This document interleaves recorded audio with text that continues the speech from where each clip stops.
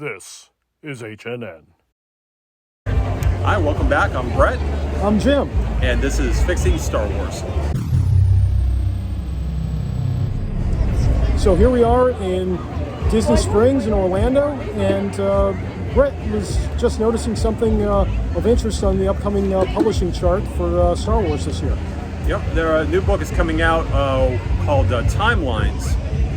Very brief blurb about it, but they do talk about how they're going to cover a wide variety of different timelines on there, and that can be interpreted in a number of different ways.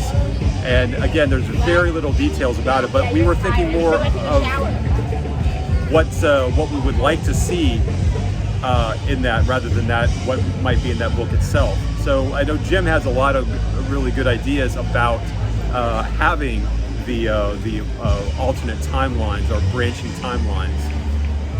So I know a lot of people were very upset when Star Wars was purchased by Disney and Disney decided to junk the expanded universe, because there was a good 20 plus years, almost 25 years worth of stories that have been created in that timeline.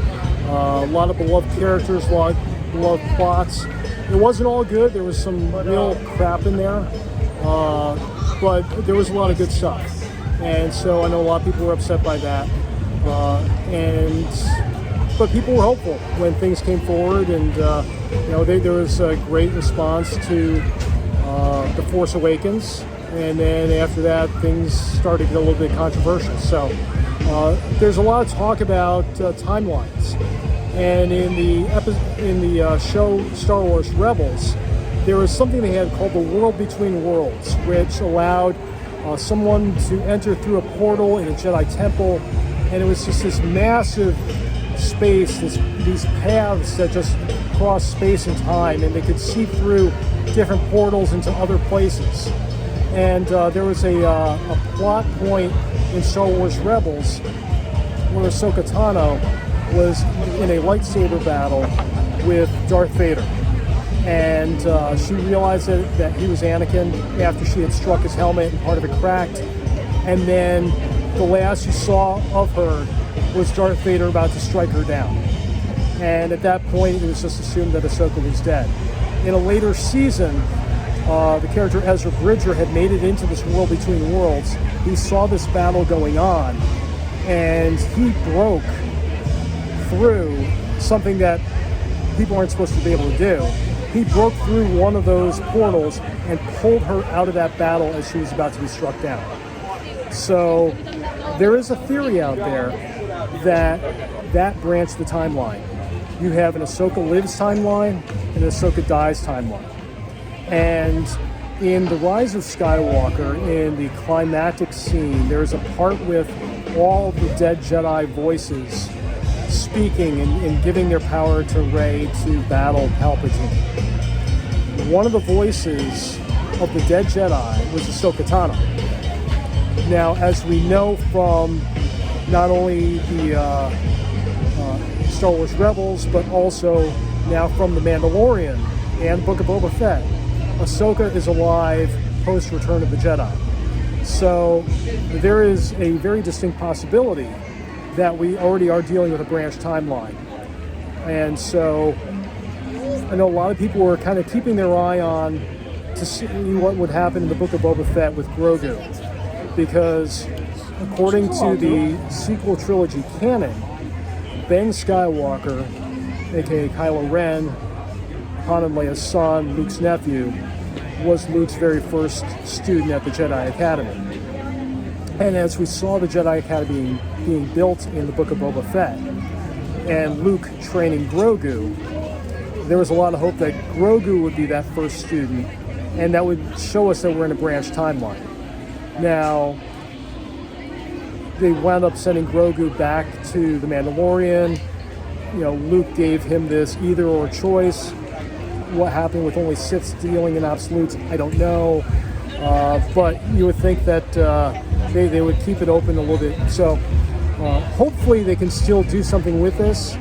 And there's no reason why we can't have everybody happy. you could have things happening in the sequel timeline. You could have things happening in a new Ahsoka Lives post-Empire timeline. You could have the expanded universe timeline happening as well. Don't know what the event would be that branched that. Maybe again it was something that dealt with Ahsoka too.